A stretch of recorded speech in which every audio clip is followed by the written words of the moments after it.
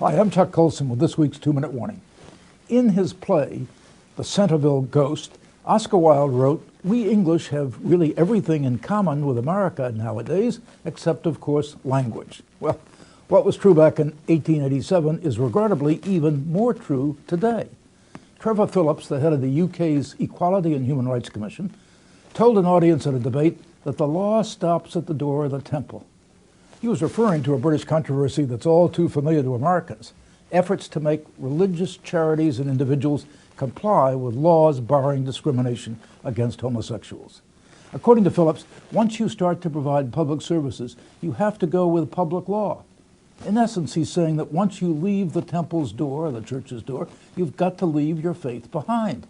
He even compared requests for exemptions on the basis of conscience to efforts to impose Sharia law on parts of Britain.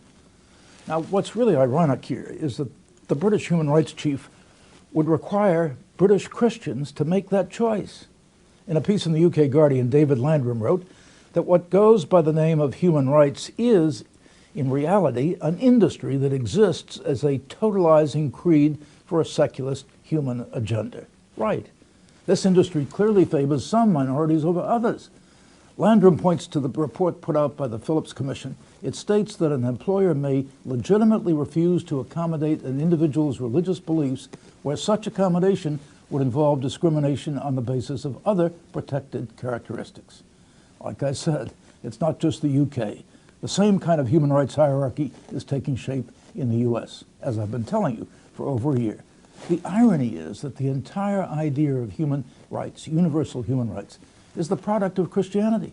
It's not a coincidence that a Christian philosopher and statesman, Charles Malik, is regarded as the architect of the Universal Declaration of Human Rights. But whereas Malik and before him men like James Madison understood the vital importance of freedom of conscience, today's human rights industry speaks of a hierarchy of human rights. And do I need to tell you which right is at the bottom of the hierarchy? Believe me, folks, I wish I didn't have to say over and over, but it's true. Our religious liberties are in grave danger. The evidence is all too clear, whether it's Hillary Clinton reducing freedom of religion to freedom of worship, the administration cutting Catholic charities out of grants to help human trafficking victims, or the so-called contraception debate. More and more, we are being asked to leave our faith at the temple door, but we cannot comply because God speaks to every area of life. That's why today I want to make a special announcement.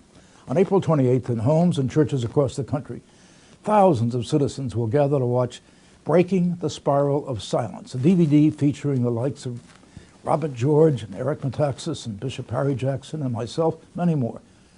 We will be laying the groundwork for building a grassroots movement in defense of religious liberty, as well as the sanctity of life and traditional marriage. Will you join us? You can find out more about this special event at breakingthespiralofsilence.com.